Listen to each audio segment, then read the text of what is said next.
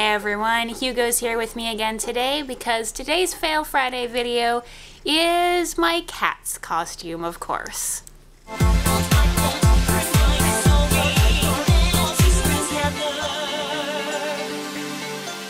It's Friday, April 19th, and I had to move because the animals are just being too noisy today. Like I said before, today I'm going to be talking about my cat's costume, or my lack of a cat's costume.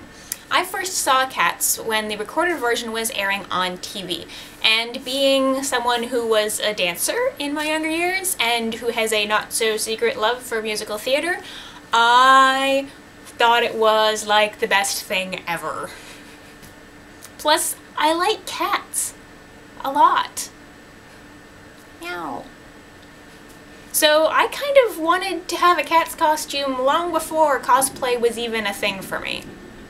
And then, once I did start cosplaying, the cat's costume kind of went on the dream costume list. And it didn't take long for it to go from the dream costume list to, hey, I could actually do that. So I did a lot of research. There is actually a cat's costuming forum where people actually recreate the costumes from all the various different shows. So that's a very good resource. I'm not sure if it still exists though.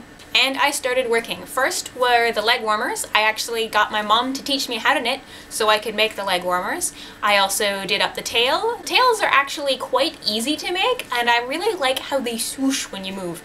My favorite style of tail that you could do for a costume, for sure. I also did a lot of work on practice runs for makeup. I was just using cheap Ruby's face paint, that's the Halloween stuff, but I think I ended up with a pretty good technique going on.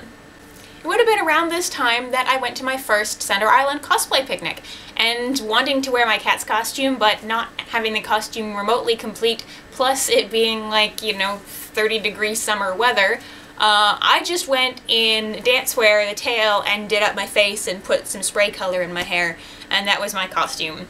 I had fun, I got some neat photos out of it, and I met a lot of cool people on that picnic, so even though my costume, in retrospect, sucked, I had a good time. When it got to the point of making the bodysuit, because that's what was next up, I started running into a lot of trouble. I tried to use the quick sew pattern, which is available for unitards and bodysuits, and it did not work for me.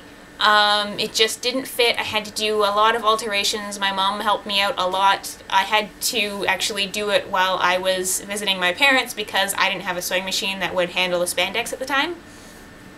And yeah, it was kind of a big headache. But I did make a unitard, and I kind of put that on hold before I started painting it to start working on the wig. Now, cat's wigs you can make out of faux fur sometimes, but generally you make them out of pulled yarn, which is to say you take yarn for knitting and literally pick it apart out of its twists and into the long fibers and stick it all to a wig cap and style it up, and so you get your different patterns and designs and twist some ears into it.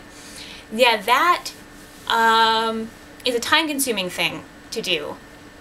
And between getting started on that and the yarn I picked somehow not really pulling out into long fibers like it should have, and then not being able to find a really good fabric paint to use on my bodysuit, it really just stalled out on that costume, and that is as far as it got.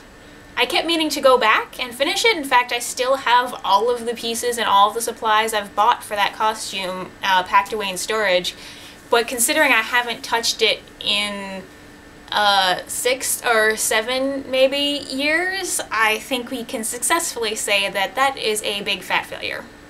On the upside, I did get to make use of all that research I did by getting the right kind of fabric paint when I made VEDA. So the test run photos that I have are pretty much the only photos I have of this, because that is as far as I got with it. Maybe I'll try again in another 5 or 6 years.